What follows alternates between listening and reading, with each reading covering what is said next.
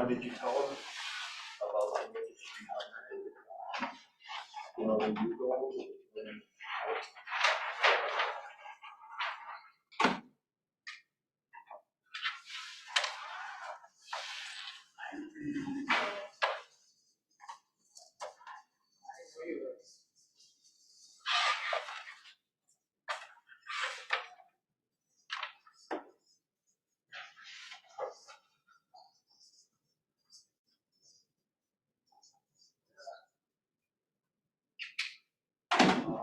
he's a good old boy.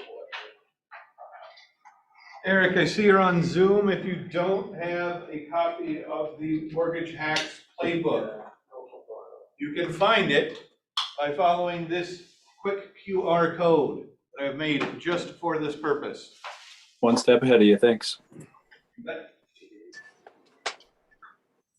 It would be very useful to have this playbook.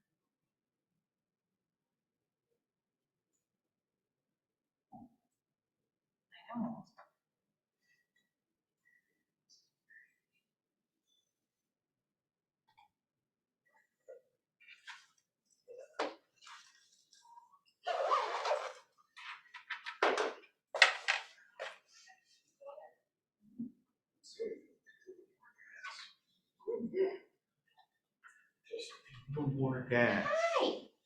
They reappeared.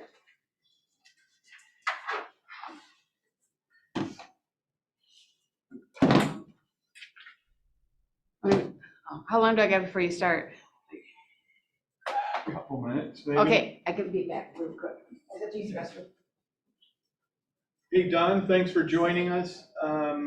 If you don't already have it, you can download the Mortgage Hacks Playbook if you click on that QR code.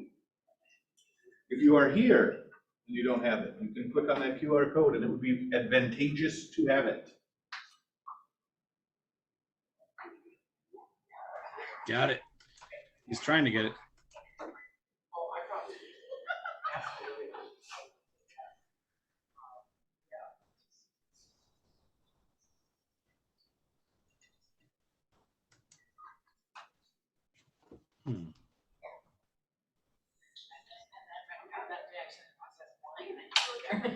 Well, you know, wine's great, but that's just going to make me tired.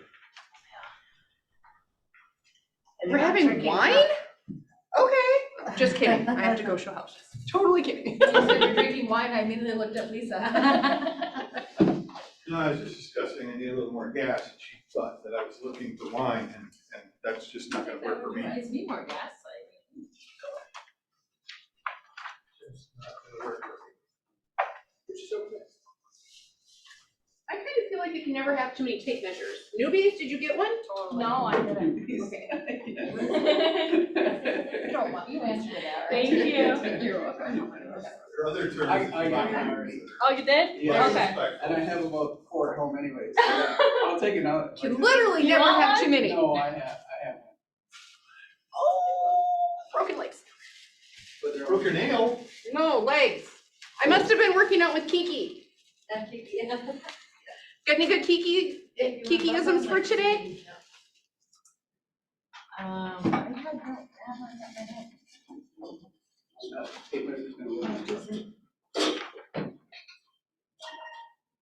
All right. If you want to twerk like Kiki, you got to work like Kiki. Is that what she said? You want to bump up like you gotta work. For those of you who are just joining us, do not have the Mortgage Hacks Playbook. This is a QR code to the Mortgage Hacks Playbook, and it would be to your advantage to have that with you. Is it in here? I don't believe so. Well, Jason, You mean I have to get out of my chair? Not really, that made that pretty big. Yeah, so if you go to your camera. It's probably the angle, you got a great angle. I can maybe pivot the screen a bit. That dinosaur, is short armed, so that the book can be really close to them. You don't have your, it's the mortgage tax playbook. You can share mine. I'll get my I'll go get your iPad. We'll be able to read it on there. Cool. All right, y'all know I like to be prompt because I don't like to waste your time. That is definitely a thing. I'm gonna leave that here for just a second. I wanna start out, and this is a trick I learned from somebody who does this to me all the time, and I don't necessarily feel like they have to do it. They still do it to me every time. I am not used to teaching someone else's material. I teach my own, I make it, I set it all up, somebody else's stuff. So I appreciate you being along for the ride as I go through someone else's stuff for the first time. But I've been through it, I like it, it's great stuff, it's useful stuff. We will not be able to cover this whole playbook today. I'd like to, but looking at the material, I don't see that as likely. So we'll likely have to go next week for the second half. But we'll get to the first several sections of the mortgage tax playbook. Now, if you were at Shift into Overthrive, they did a very brief overview of this as part of that, but this was designed by Keller Williams to kind of talk about our various mortgage issues. Laura, do you happen to have used this? Yeah. This will get you the mortgage tax playbook. Perfect. I'll go ahead and hide that for now. So we can talk about that as we go. As with anything else, if you have a question, feel free to chime up. I do much better, like most folks, when we're doing this more in workshop style. But I want to start out by talking about mortgage in general and why it's important, and why it's important to your business.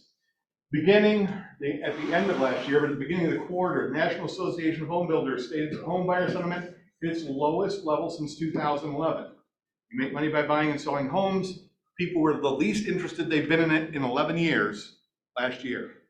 When asked to identify their top reason for this decline, consumers cited the current rising interest rate environment along with the specter of continued rate increases, right? So one of the things that is super important for us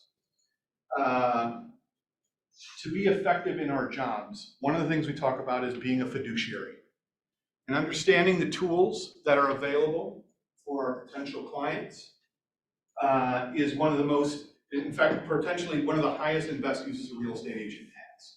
So if you understand what their biggest challenge is, current rising interest rate environment, along with the potential that it could continue to rise, if you understand that, then it's your responsibility as a fiduciary to find ways to help them address that issue. And if you are not seeking ways to alleviate this concern, you aren't actually filling your role as a fiduciary. Now, one of the things that we often say or think about or consider is, well, mortgages, that's kind of the mortgage person's business, right? I mean, that's the lender's business. We all agree that's Brian's job, if you will. Let me ask you this. Do you have a responsibility to your client's fiduciary interests? Does the mortgage banker? Our fiduciary? Does the mortgage banker have a responsibility to your client's fiduciary interests? Don't they have their own? I don't know. No, mortgage bankers work for mortgage banks. They do not work for clients. They work for the bank. Their job is to sell mortgages. They do not have to have a professional interest in their clients' finances. And in fact, they are incentivized to sell products to their clients. Now, that doesn't mean mortgage bankers are evil or bad. You may know very many of them, and some of them are wonderful people, but understand that you have a responsibility to your client's financial interests, or the whole old car bit, right? But they don't. Now, obviously, they might have some personal interest in it. Long-term, it might be a good idea for them to want to be good to their customers, but that's not written into what it takes to be a mortgage banker. Their job is to sell mortgages. That's what they get paid for. So there is incentive for us to understand the products that are out there. Not to be able to talk all of them, but to fully at least be able to understand them. Have a good conversation with our clients and be able to say, you know what, I know what an ARM is, and based on what I know about it, that could work for you. On the other hand, a 40-year loan, which you might hear advertisements for on the radio, my experience is that's a terrible product for consumers. We'll get to that. You're asking yourself, why is that a terrible product? We'll find out in a while. But here's the thing. If you understand that and know that, you're providing your clients value. And the goal is to constantly provide value to your clients so that they can make good decisions. And when those decisions are made, like I want to buy or sell a home, you're present for it. If you're able to provide that guidance, you're going to win. And if your biggest concern about selling your home right now is the high interest rate you will pay on your next home, understanding the products that are available to them can provide you the answers to the questions that they have about why they might be interested in selling their home right now, even though the interest rate is higher. Does that make sense? Tracking. All right, for most real estate agents and consumers, mortgage lenders, the image of fixed 30-year rate loan when the real estate market is good, probably no one ever gets talked about. But there are a lot more products than that available. And mortgage companies have a responsibility to their bottom line to continue to try and create new products. And those things are things that we need to understand, so at least we have an understanding of how they work and what they are.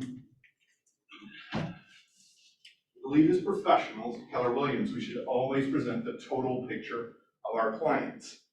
And this playbook is designed to explain several mortgage programs available today, as well as some hacks to help with those mortgages to help our clients pay less over time. Because in the end, the question we want to ask is not what my interest rate is, but how much interest do I pay over the life of the loan, right? That's really the bottom line for your consumer. There are ways you're going to have to balance that. But at the end of the day, how much do I pay in interest over the course of 30 or 40 or 15 years or 7 years is a much more valuable question than what is the exact interest rate I have right now. Can I ever refinance? Can I refinance? Of course you can. So what your interest rate is right now, even that's pretty flexible. How much interest am I going to pay over the time that I live in this house? Oh, look at that facility.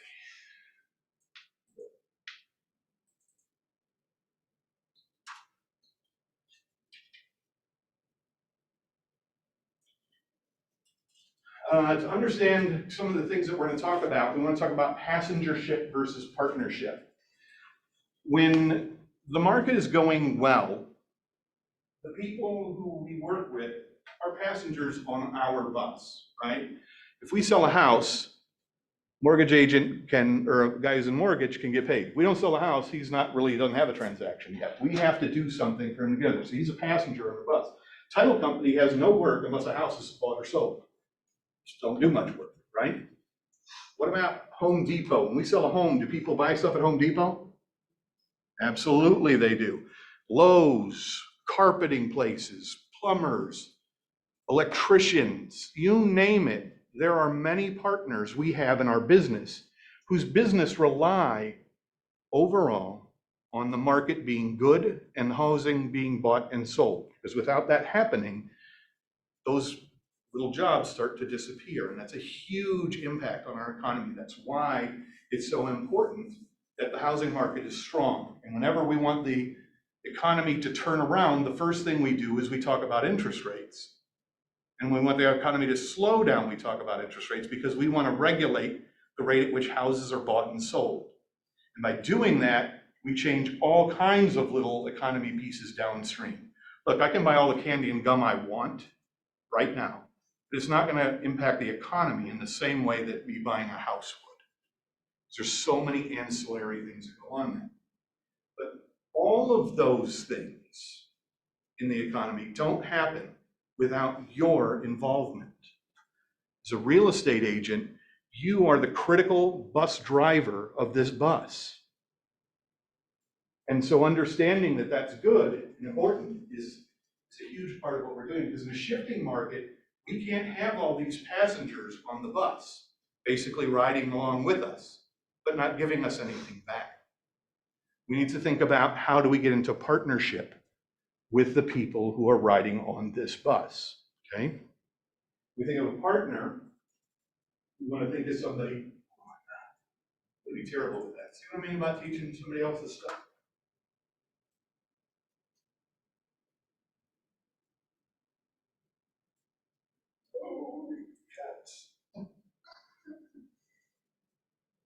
So when market changes, all the partners have to realign their value propositions to help support the acquisition of new customers and provide enhanced services to existing customers. And they can do that in a lot of different ways, right? So if you're used to be a passenger on the bus, just kind of sit there and you call the title company, hey, title person, got a title for you, cool, yay.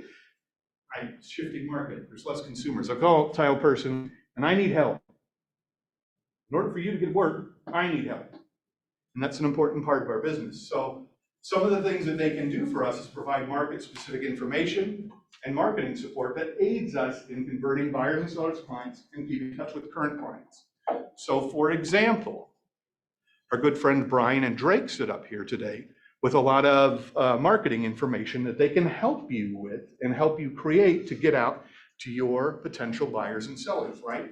So providing information that we can provide to them, and that's part of what they can do to help us convert buyers and sellers into clients, right? That's our goal, right? We don't convince anybody to buy or sell a house. We provide them information until they're ready to make that decision. So if we can help them make that decision more easily, more readily, or fully understand their situation, they're more likely to make that decision. There are some ways that your partners can provide direct financial support to you in a RESPA-friendly and compliant way. I'm not the best resource for that, but know that that can happen. There are people out there who can provide you financial incentives, either through marketing, financing, marketing for you, or other things like that. Have a coach. That'd be the right person to ask for that. Create new customer service focused programs that match the needs of the market and cause more transactions to happen today. So for a good example of that would be some of the new programs we have for new buyers, right? We know that that's a challenge, so they create programs just for new buyers to kind of help them get into the market. And perhaps most importantly, provide direct leads and appointments to you for motivated buyers and sellers. Now, I'm going to paraphrase Carly Duckworth because I think she's very smart about this, but these are not her exact words. But she was speaking to a person who wanted to do some lending for her, and she said, cool, send me a lead. Send me a lead, I'll send you people. But I will not send you a single person until you send me a lead. Now, here's the deal. They need your business more than you need theirs. That's a fact. They need your business more than you need theirs. You probably already have a lending partner. But if somebody wants to contact you right now and say, hey, let's go out for coffee and talk about being a lender. Cool, I'll go out for coffee. I need a lead. And that's okay to ask for. Because you're going to provide them leads. You can ask for leads back. And in a difficult market, difficult situation, you want to be a business that people run to, not a business that people run from. And the same thing is true of them. And if they can offer you a lead, you will naturally go to them versus run from them. Come. I think sometimes we sell ourselves short as to how much value we bring to the entire real estate transaction. We're the ones that find the the sellers.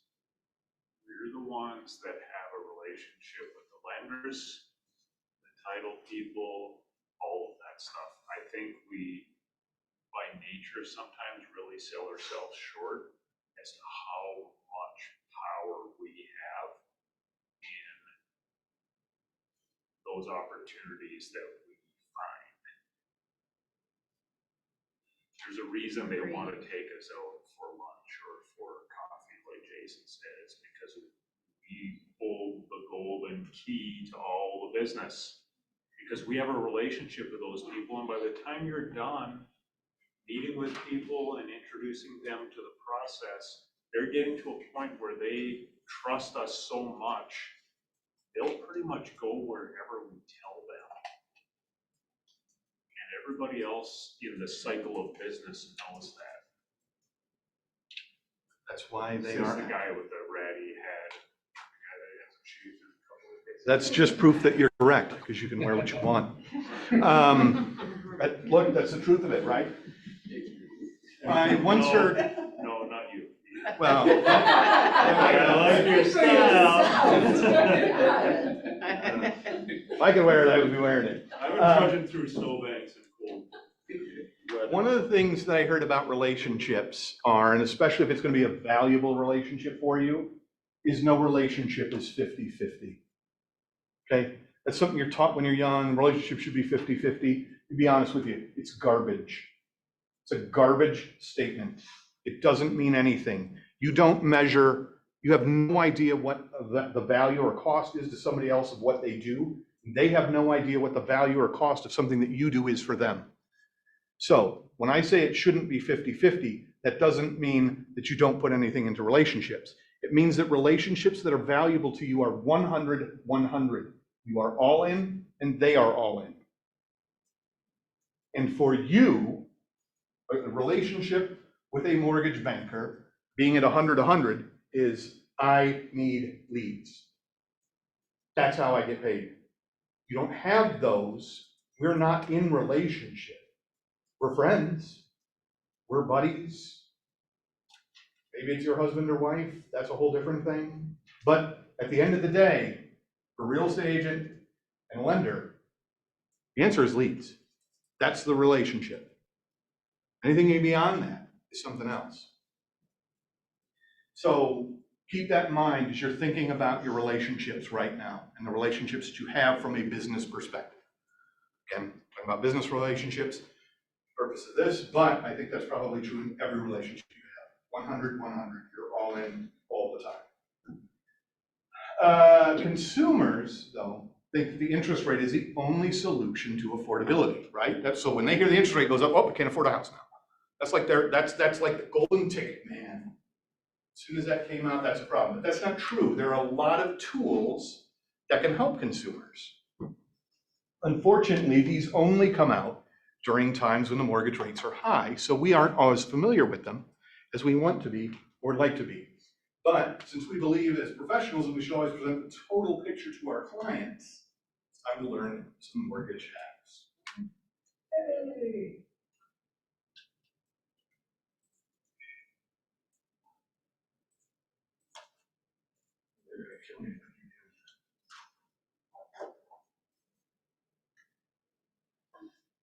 So today, our goal is to get through the first 3 steps: understanding the market of the moment, current mortgage solutions available, and mortgage product hacks.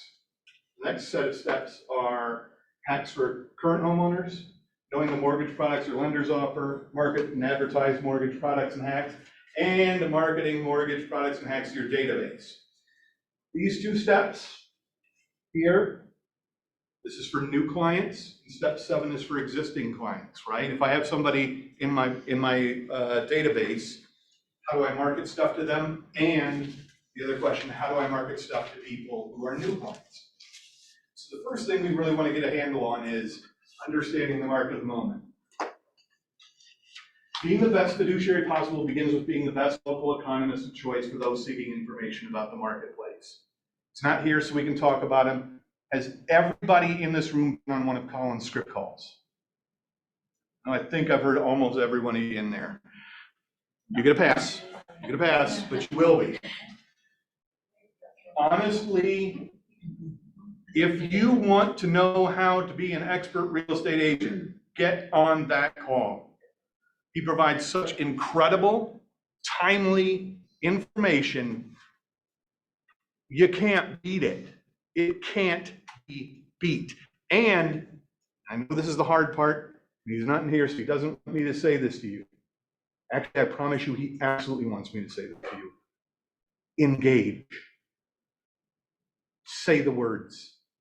Role play with him. Fumble with him, because if you make a mistake with him, it will not cost you a dime. If you make a mistake with your client, it could. So when you have the opportunity, don't be afraid to step up on there. I've done it. I felt silly. And then within about 10 seconds, I no longer felt silly. Wasn't even thinking about any of that. It was just going along with the bit. And if you do some role playing on a regular basis, that's what happens. The first couple of moments, you're like kind of weird. And then all of a sudden you get asked a question, you're like, and you answer it because you're not even thinking about anything anymore, right? I don't know. What's your wife's name? Kelly. Normally I make up stories, but not there. I can't make up a story because I'm just stumped. I gotta give the real answers. And that's super important that you understand that. And he does a great job of bringing that local economist of choice into the call, right? In addition to that, real estate agents perform at their best when they're seeking to solve a problem that a customer has or presenting an opportunity that can help them better their life. Again, everything about that call drives in this direction, wholly and purposely. But you can only do that when you understand what's going on, right? So the script call helps give practice, but you also have to understand the market to be able to talk about it. So that's one of the reasons why we've had so much of this stuff in our trainings and the team meetings and stuff like that, because you need this information to be able to have the discussion. The easiest way to understand the problems that buyers are selling right now, the problems that they're having, believe it or not, is just ask them. Say the words. Adam, what do you think about buying a house? What concerns do you have about doing that right? You don't have any? I have no concerns right now. Good. Well, I gotta get an agreement. Let's get this kid signed. Right? I mean, You know, Sell 'em. interest rates are kind of high right now. interest rates are kind of high right now, right? If you ask people and they tell you, I'm not gonna do the script, that's Colin's job. He does it on Tuesdays and Thursdays. But if you ask them, that's the answer that they're gonna give right now. In fact, they don't say kind of, they say really. Really high. And one of the things that you love about that is if you ask enough of those questions and enough people, they're going to start giving you the same answers. You coalesce down to about 2 or 3 answers that they give you. And the market of the minute right now is interest rates.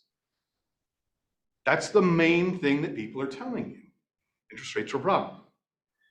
Now, we know that there's plenty of data out there, and we know some of that data. We know, for example, that the 30-year annual interest rate or mortgage interest rate is well above what the current interest rate is. So why are they saying that interest rates are high if it's well below the average? Because they don't have the benefit of perspective, right? They're trapped in the now. Compared to what? You know, that's my favorite question. Compared to what is quite literally my favorite question, because that's the thing, we want to provide them that perspective. And that perspective is super helpful. That's one of our jobs. And we perform at their best when they're solving a problem or presenting an opportunity to help them better their life. So we need to provide them that perspective, right? I'm not saying you need to wow them by telling them back in 1967, and it wasn't in 67, but interest rates were 77% or something like that. But they do need to understand that compared to what, the question, compared to what interest rates are high right now, they're not actually historically high. In fact, they're lower than average. Now, you may be thinking back to 3%. You heard that people could get a 3% interest. What is the likelihood of that happening over the course of time in the United States? How many years? has the interest rate ever been at 3%? A couple of years, but basically 1 or 2 times over the course of time that we've been really using these sorts of financial tools. To hold out for that happening again, you know what? You might as well just go buy lottery tickets, brother. Because I'm not saying it won't happen, because none of us have a crystal ball, thank you, sir. But when we look at the frequency of that happening, it's just not there. So my goal is to help you provide perspective on that. Good news, if you've ever been or heard Gary Keller's annual vision speech, he provides the most accurate real estate statistics and projections out there. And he will be giving that vision speech at Family Reunion, just like he does every year. And I tell you that when you watch it, you see it, we will play it here, we will do a live rewatch of the thing as soon as it becomes available to do so. We'll do it here in the training room if you aren't able to be at Family Reunion. It is invaluable. And being able to use some of those slides in your presentations is amazing. So that's how we get to understand the market. Now we need to understand the current solutions that are available. And one of the current solutions, and the most common one, is a 30-year fixed rate mortgage. Everybody has an understanding of that here, right? What a 30-year fixed is. What's great about 30-year fixed, Jason Oliver? What's the best thing about a 30-year fixed in your mind? You're stretching out the payments for 360 payments. Okay, It's fixed. what's that? It's fixed. It's fixed. Doesn't go up, doesn't go down. This is my housing cost today, and it will be my housing cost 30 years from now. That's a pretty good deal. Now, taxes and insurance may change, most likely will, But more or less, I mean, how long, I don't think ours is ever real, I went like once in the 30 years, and it's smidgen, and mostly it goes down over time, right? That's an incredible deal that you can offer to somebody who is renting right now. Because if you were renting right now, there's a high chance that your rent either just went up or will soon be going up. Unless you're renting from mom or dad, in which case maybe they'll be putting it up too, but we don't know that. But the thing is, a fixed mortgage rate is a great product for a lot of people because it seals in the price at a fixed time. And this is wonderful stuff about where mortgages started. I'm not going to dig into 1190. Back in 1190, the first mortgage was written. It's crazy. But back in those times, they used to do the 5-year repayment plan, right? So you pay all the interest in the first 5 years, and then at the end of that, you owe everything for the house. It's crazy, so they came up with new plans, right? That was the very first 5-year balloon payment. Now, in the Great Depression, the FHA created mortgage solutions that are available today, right? Because of the acts of the FHA, and we know that some of those issues that they did back in those times were problematic. It's a good class for you to take at another time. But right now, the FHA for us, strict quality standards, lowered down payment requirements for people, created 15 and 30-year loans, and figure out amortization periods for how that would work for banks and for you as a consumer. The mortgage industry and the products it offers continue to evolve and change, and understanding the changes in the programs are vital to us to be that true fiduciary. If we truly want to represent our clients' best interests, we need to have a basic understanding of all the products that are out there. So opening a conversation with the buyer or seller, helping get the most out of them today would sound like this. When the real estate market changes, we need mortgage products that provide more options, right? Market's changed. We need new options. We call them hacks. You can call them whatever you want. I like to call them hacks. Younger kids like the term hacks, but you got to spell it with a C then. What I would like to do is go through some potential hacks that can help you get through these times and set you to come out on top financially. Can you imagine yourself saying that, Adam? Absolutely. Something close to it, Yeah. right? Yeah. Axor, maybe? Inspire. You go. You got to figure it out. So understand some mortgage product hacks. Get familiar with several mortgage products that may be beneficial to clients in the market at the moment. We're going to go through these today. Buy downs, a 5-1 ARM, 15-year mortgage, 40-year mortgage. I promise you when we get there, it's terrible. It's terrible. Lock and Shop through Keller Mortgage. Lock and Shop are available through a lot of people. We're gonna talk about Lock and Shop through Keller Mortgage because it's an in-house product, and I can talk about that specifically. Other financial institutions may have variations that are similar. I can talk about ours. Seller financing. What in the world is a trust deed or a wraparound mortgage? I don't even heard about that. Wraparound mortgage. That sounds like fun. And home buyer assistance programs. By the way, Ryan and Drake up here today, home buyer assistance programs. I am telling you, and I'm gonna bring this up because, and I know that she wouldn't mind because I've asked her, but Tani sat in my office a couple months ago and said to me, my goal is to buy a house this year, but we realize we can't. And I said, what? Tell me more about that. Compared to what, right? And she said, well, we know how much we're gonna put for down and all the down payments. We're just not gonna be able to get to that number. All right? So when your rent goes up this year, it's gonna be easier for you to get that number next year? No. Okay, so we're gonna make this harder and harder and harder every year for you by making your rent go up. Oh yeah, all right. So here's what we're gonna do, Toddy. We're literally gonna walk across the hall right now. We're gonna talk to Brian and Drake. Talk to Brian and Drake. Where are we looking? Wisconsin, Prescott, Hudson, because the options are out there. Your clients don't know the options that are out there. If you don't know the options that are out there, then you need to get them in touch with someone who does, because that is what being a fiduciary is. If you care about your client's interests and you believe that owning a home is a better deal than renting, it is your responsibility to help them understand how that could happen. It is not your job to convince them to make that happen. It's your job to help them understand how they can make that happen if you truly care about their needs. So, home buyer assistance programs, love them. Buy downs, what in the world is a buy down? Who knows what a buy down is? Everybody knows what a buy down is now? Feel really good about a buy down? Adam, what's a buy down? How do you buy that? How do you do that? Just throw money at the problem. Is that a good deal? Depends on the person.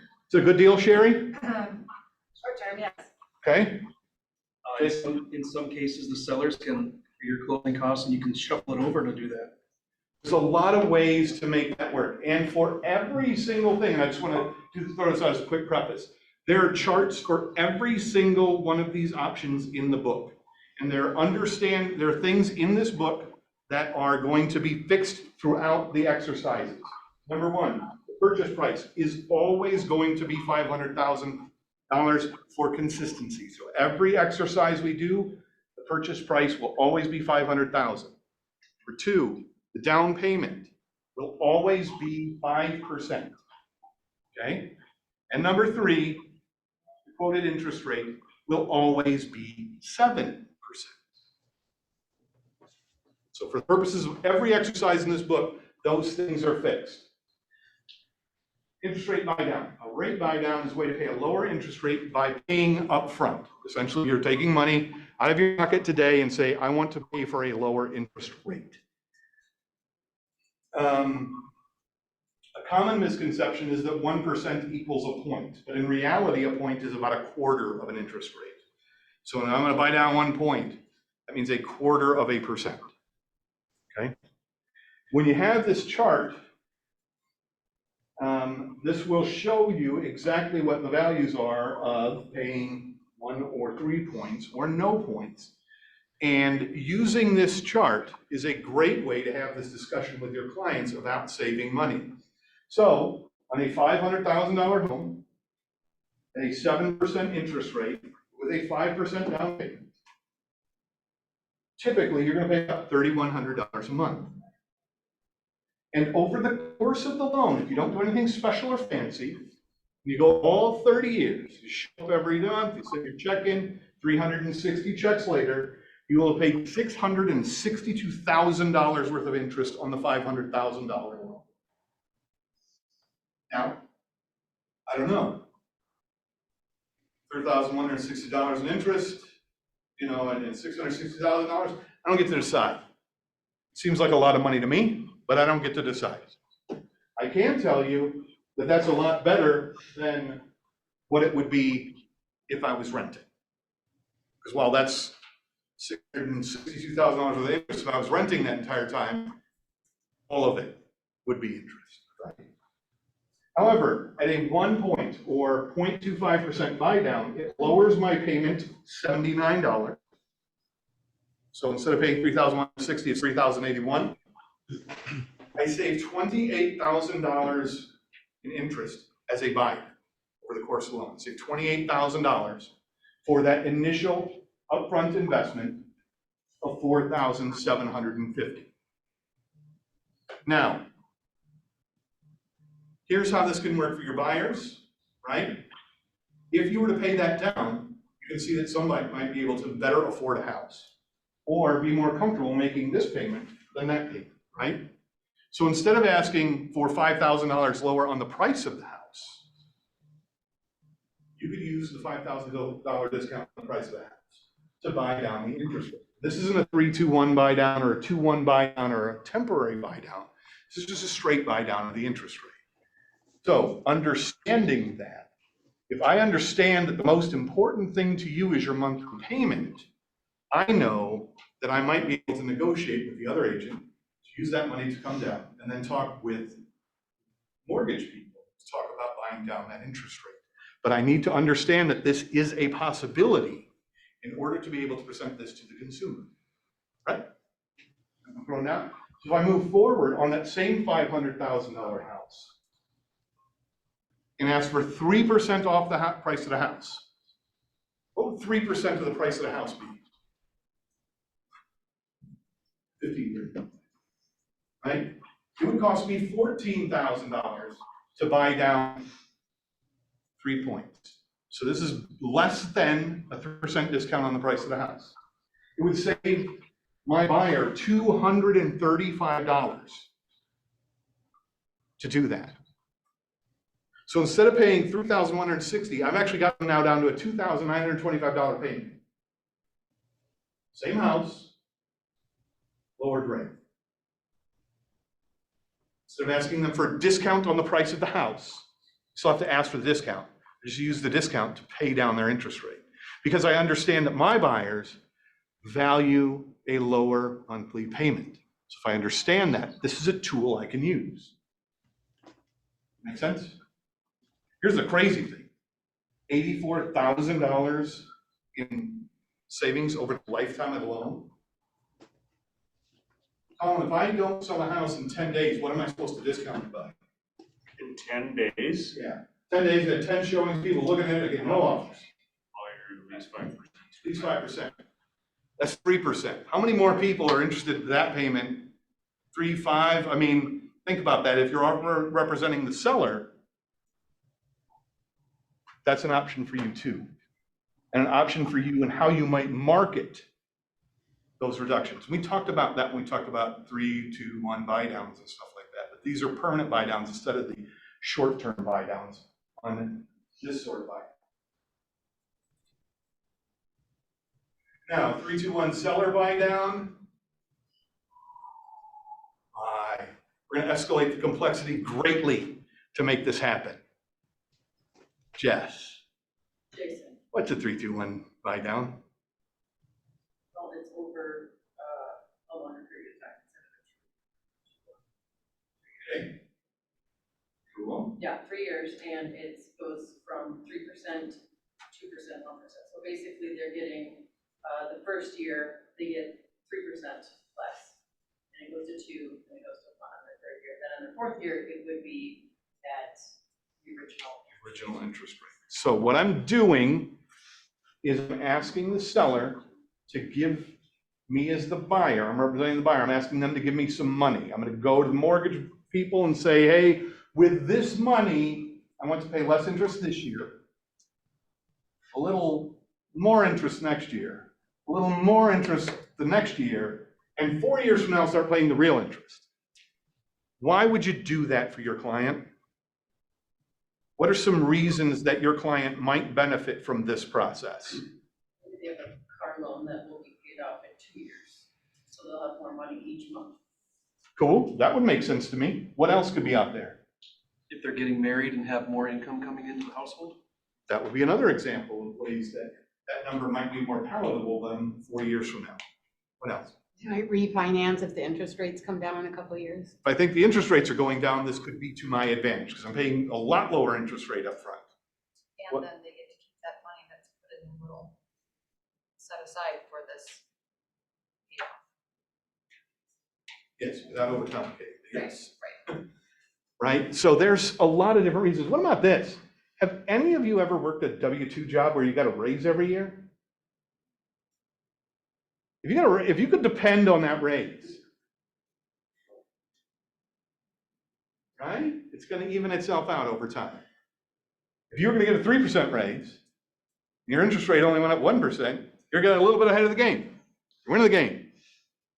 Not at a really good rapid rate, but you're winning. You're winning so slowly you might feel like you're losing, but you're winning. Here's the numbers when you get into that.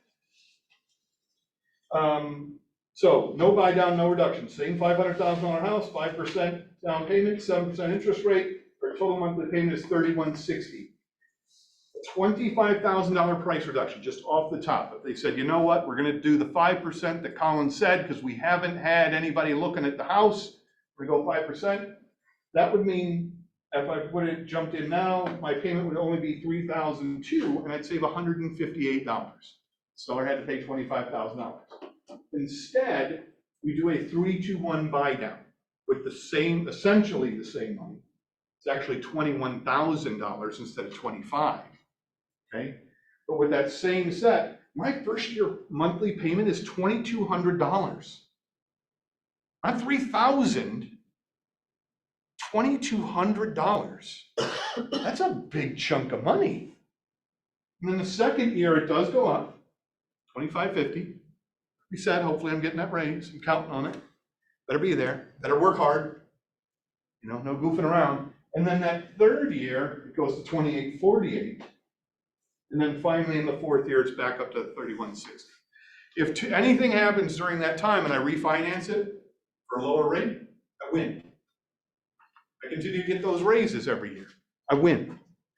So these are great options for me as a representative of my buyer in how they might take a discount on the house and not have to pay as much.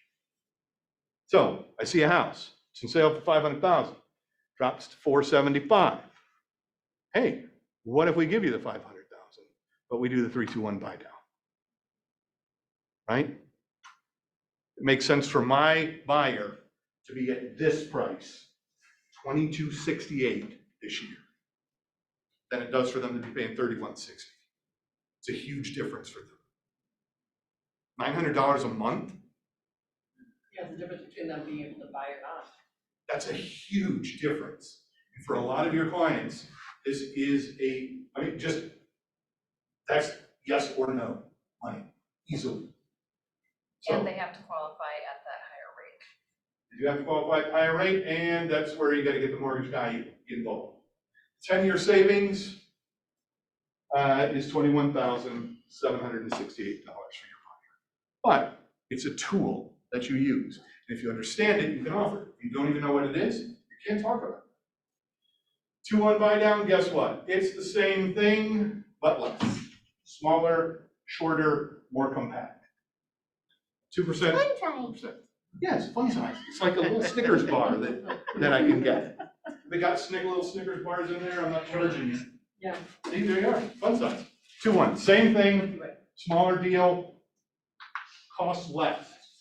Costs less to the seller, benefits your buyer less, but depending on the market price, things like that, it's a negotiating tool. But it still saves your buyer $11,000 over the course of 10 years. There are limits. Talk to your mortgage banker. 5-1 ARM. 5-1 ARM is a type of adjustable fixed interest rate for the first 5 years. After the first 5 years, it switches to an adjustable rate for the remainder of the loan. So for the first 5 years, typically I'm going to pay a lower interest rate than the interest rate that is available today. The end of the 5 years, the interest rate can go up and down every year. Some of them have caps. They'll say what the difference is in caps, like it can only go up by 0.25 in the first 5 years, and then only by 1% in the next 5 years. I mean, there's a million ways that that interest rate can change after that. And understanding that those are possibilities is a huge part of this. And that 6 to the life of the loan type time span. And each lender is going to offer different programs, and they might even offer 7-1, right? A 7-1. So typically that'll be 1 year, and then it takes 7 years, and then it can start fluctuating with the market. 7-6 ARM is for 7 years, I'm going to pay this interest rate, which is lower, and then every 6 months it can change instead of every year it can change. So there are a lot of different sorts of products out here, but generally speaking, they're paying a lower interest rate today than they will years from now. So if we go back to that earlier thing, who would benefit from this? Adam, who would be the best, what am I betting on with an ARM? Hoping that rates will go down. Why does that help me if rates go down? Can you finance before the arm's up? I can refinance before I get to that higher rate kicking in, okay? What's another person who would benefit from this? If they plan on moving in less than 5 years. I'm only gonna be here for 5 years or less. This is a great product. I'll never have to pay the higher interest rate. Now, here's what we all know, things change. And if you're truly representing the fiduciary interests of your client, they need to understand that. But they're the ones making the decision whether it's the right choice for them or not. But they just need to understand that that's the play that they're making. 5-1 ARM, 15-year mortgage. You guys are all waiting for that 40, aren't you? I saw it in your notes at the bottom there on that last slide, Jason, potential for a 7-year arm. It goes down. Obviously, there's different terms, right, that are available. Yeah. And I've always told people in terms of arms, if you can get a really smoking deal on an arm, the longer the better. Because you're right, things do change. A lot can happen in 7 years. A lot can happen in 5. Guaranteed a lot will happen in 7. And if you can get a 10, well, who knows what happens in 10. Typically, the longer the fixed portion is, the narrower the gap is between the interest rate that would be available on a fixed and the interest rate that they pay. So again, how are they choosing, what is their long-range plan? What does that look like? What is your understanding of their plan? Right? Those are the questions that we need to be involved with as we're thinking about helping them out in that place. 15-year mortgages. One of the things we talked about is it's not as important what the interest rate is, as it is how much interest you're paying over the life of the loan. And the difference between a 15 and a 30-year mortgage is the 15-year mortgage asks you to pay a lot more each month. Well, you don't get to define a lot. It asks you to pay more. The difference is the interest savings is phenomenal. So on a 30-year mortgage, again, our $500,000 house, 5% down payment, 7% interest rate, $3,100 payment, $662,667 in interest over the life of that 30-year loan. If I'm able to get that, and typically I will pay a lower interest rate on a 15-year mortgage. So not only are the terms shorter, but I pay a lower rate. It's part of the deal that banks want you to have because less unpredictable. $500,000 home, 5% down payment, and a 6% interest rate. Because again, they're going to give me a lower interest rate because of the term. My monthly payment goes up by $900. Do you all agree that's a fair amount of money? We just talked about it the other way. That's a fair amount of money. It's a fair amount of money both ways. On the other hand, a $416,000 savings in interest over the life of the loan. That's real money. That's big boy money, big girl money, big money. big gender neutral money.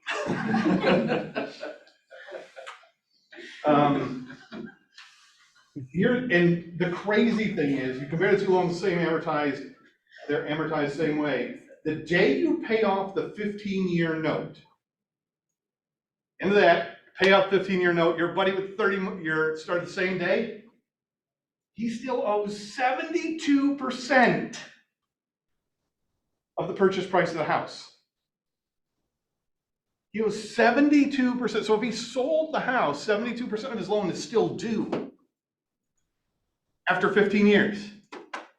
If you can make a 15-year mortgage happen, huge change in what you pay and the wealth that the home can generate, both from an interest saved and from a principal. So when you sell it, you're collecting all that money. Again, fiduciary. I am responsible for for a certain amount of financial education to my clients. They need to be able to understand benefits, pros, cons, choices that are involved here. 15 years, great. Now, if you're thinking about that, you got that in your mind, $416,000, 619. We're about to roll down in my favor. Oh my gosh. Here it comes. The 40-year mortgage. The crazy thing right off the bat is, you do 40-year mortgage, I'm actually gonna charge you a higher interest rate. Wait, what? I'm gonna pay you for longer? Yes. And you're gonna pay me more, and you're gonna pay me more. How much more? The interest over the life of the loan, $662,667. We've been there a couple times, versus $1 million. Jesus. What's the purpose of a For a $400,000 $500,000 house. And here's the best part. Not only am I gonna get $1 million out of your pocket, but I'm gonna save you $35 a month in your payment. You're not gonna have to pay me the $31.60. You're only gonna have to pay me $31.25. That's a Or bucket. the low 35 bucks. I'm gonna let you keep 35 bucks, but you're gonna give me $1 million. That's crazy. Right. I mean, if I had enough money, right now, I'm writing 40-year mortgage loans. Anybody want one? Because I got one.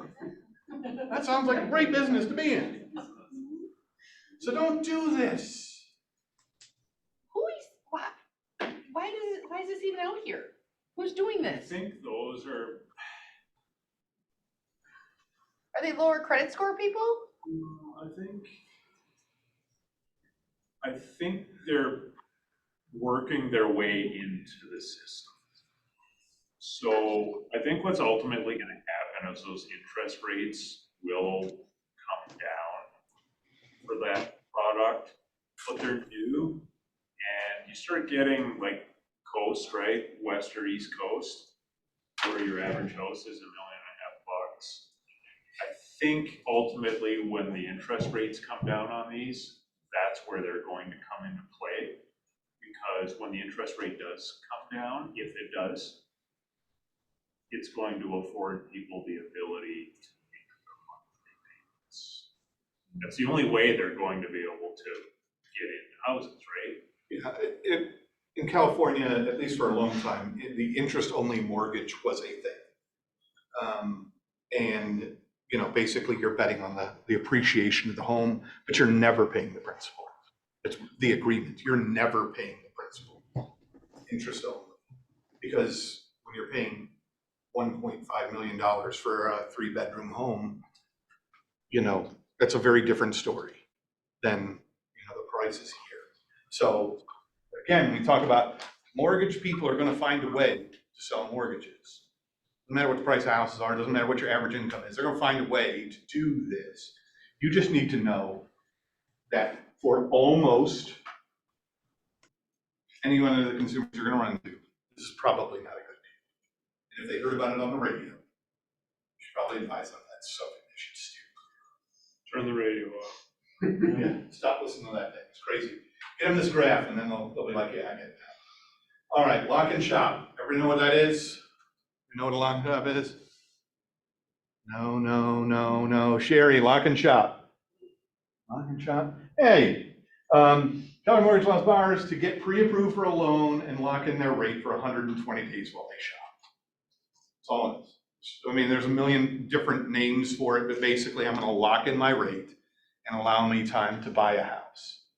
That happens, that's important if I'm concerned about the rates going up. You know what, I'm really worried about the rates going up. All right, there are products out there that can do that, can prevent that concern from happening. Lock in, that's your rate. Probably talked about it in a million different ways. For those of you who've been in this business for a long time, that side of the room, this side of the room, pretty much every side of the room. You've talked about it, you just maybe didn't use this term. Most lenders offer similar products. Make sure that you know what your lender calls it so that you can speak to it intelligently. Right? That's all we're talking about. We have fiduciary. But we want to make sure they have the opportunity to get the best rate. That's a good thing. Seller financing. Sounds crazy. Already making me pain. Home is sold through seller financing. The seller becomes the lender, which would typically be a bank. The note is made between the seller and the buyer. Sellers can offer benefits by doing this. I mean, they're going to collect some interest over the course of time. They have to have enough money to actually finance this sort of operation, because typically a seller sells their home and uses that money to buy a new home, but this seller would have to have the money and be able to do that without this issue. But let's say a parent owned a home and they wanted to sell it to their kids, and they were going to be moving to another place, like an apartment or something like that. Maybe they don't need that money right now. And that would be one place that could happen very simply and easily to understand and not kind of crazy. But what happens if you represent the parents?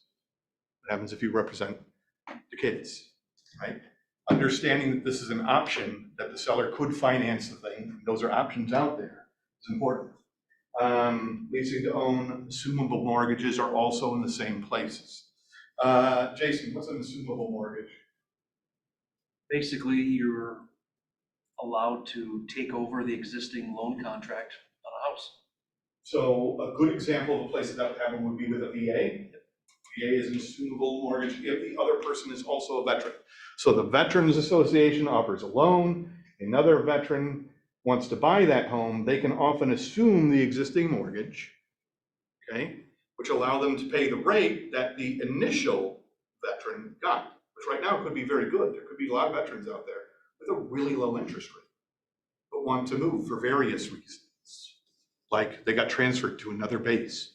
Happens a lot in the military. They need to sell their home. Another veteran could assume that at that lower rate and then take on another chunk of a loan to pay them the difference in prices, right? Because I'm not gonna let you take over my loan that I've already paid for 10 years. So would that be considered a second mortgage? Yeah, so when you do that, when you assume it's only for the value that's there, so you still have to get a mortgage to cover the gap, what the purchase price is. So yeah, it would technically be a second because the first is already in place. So you'd have to find an investor that would be willing to be second on the pecking list when it comes time to deal with foreclosure, if that were to happen. So then that second mortgage would be subject to today's rates, or however, you'd have to go through this whole shindig again then for that. And of course, you'll have to qualify. Yep. Right, for the first one, you still have to meet the qualification requirements. So it's possible. Trust deed wraparound mortgage. All-inclusive trust deed is a form of secondary financing for the purchase of real property. It's a deed of trust that includes the balance due on the existing note plus the additional loan, the amount of purchase, a wraparound mortgage. I can't imagine us using this very often, but this is basically a mortgage like we were just talking about, where I'm assuming a chunk of it, but there also is all built into one financial product, which is good for both parties if you can find a lender who's willing to do that. If you come across this, start asking lots of Yes, questions for you help. want to really be involved. And that's why you need to know that mortgage guy pretty good, but know that that's still out there.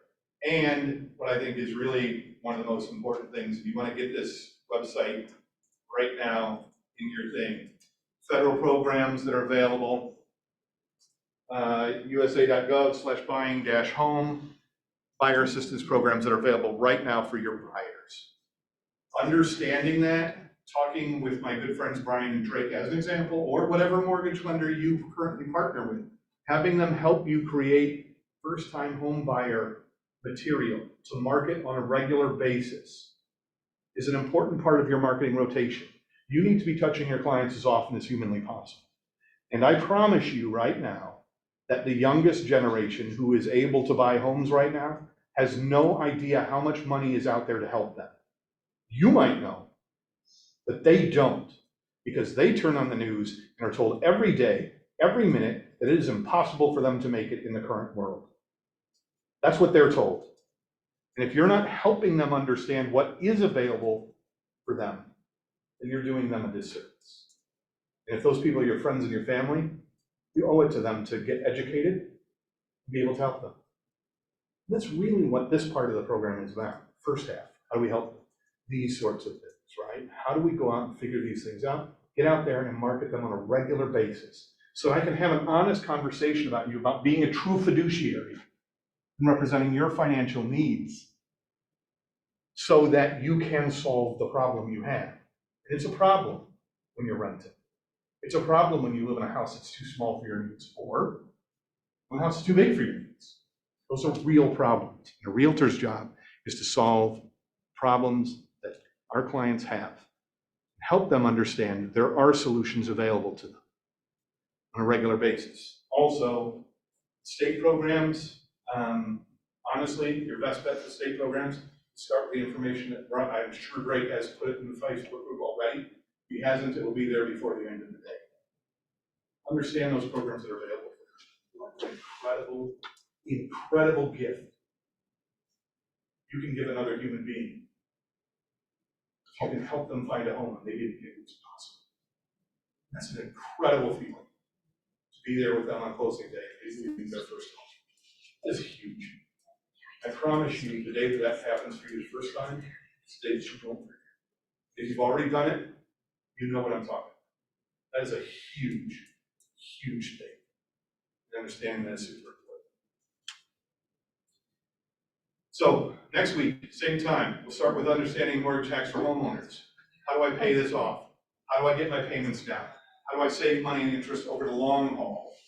Because if I can provide that information to people who are currently in my database, I am going to be top of mind when they're ready to sell their home. So how can I help existing homeowners save money on their mortgages?